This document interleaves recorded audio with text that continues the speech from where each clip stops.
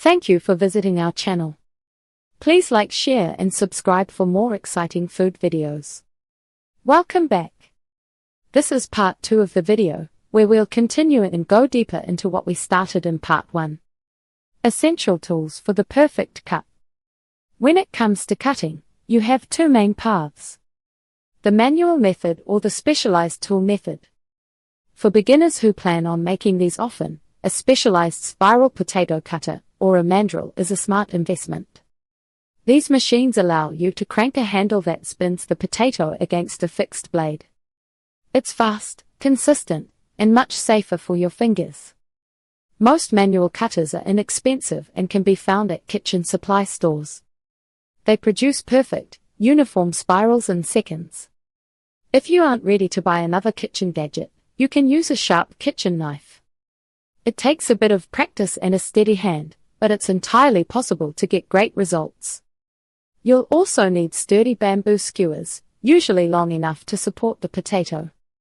Cheap, thin skewers might snap under the weight of a large potato, so look for heavy-duty versions. Make sure to soak your skewers in water before frying if you plan to use an open flame or very high heat, as this prevents them from charring or breaking. How to make spiral potatoes at home. Before you start cutting, wash your potatoes thoroughly. Since you're leaving the skin on for extra texture and flavor, give them a good scrub to remove any dirt. Pat them completely dry with a towel. Water and hot oil are a dangerous combination. Gently push the bamboo skewer through the center of the potato lengthwise. Try to stay as centered as possible so the spiral stays even on all sides. If you're using a knife, start at one end of the potato. Hold the knife at a slight angle and cut down until you hit the skewer. Instead of moving the knife, slowly rotate the potato on the skewer. The blade will naturally move down the length of the potato, creating a continuous spiral. Take your time with this part. Once the entire potato is cut, gently use your fingers to pull the slices apart, sliding them down the skewer until the potato covers most of the stick. If the potato feels too stiff to stretch, you can soak the skewered, uncut potato in warm water for a few minutes to make it more pliable. Method: cook time, pros, cons: deep frying minutes, maximum crunch, authentic flavor, high calorie, messy cleanup, air frying minutes, less oil, easier cleanup, takes longer, limited batch size, oven baking minutes, great for large batches, hardest to get perfectly crispy, frying and baking techniques. For the most authentic street food experience, deep frying is the way to go.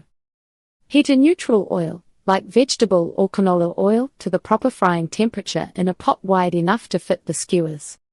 Carefully submerge the potato and fry it until golden and crisp. You'll want to turn it occasionally to ensure it gets an even color. Once it's crisp, let it drain on a wire rack or paper towels to remove any excess grease. If you prefer a lighter option, the air fryer or oven can work wonders. For air frying, spray the potato generously with oil and cook until crispy, turning halfway through. To get extra crunch in the oven, some home cooks lightly dust the potato with a tiny bit of cornstarch before baking. While these methods won't be quite as indulgent as the fried version, they still satisfy that craving for a salty, crispy snack. Thank you for watching. Please remember to like, share and subscribe.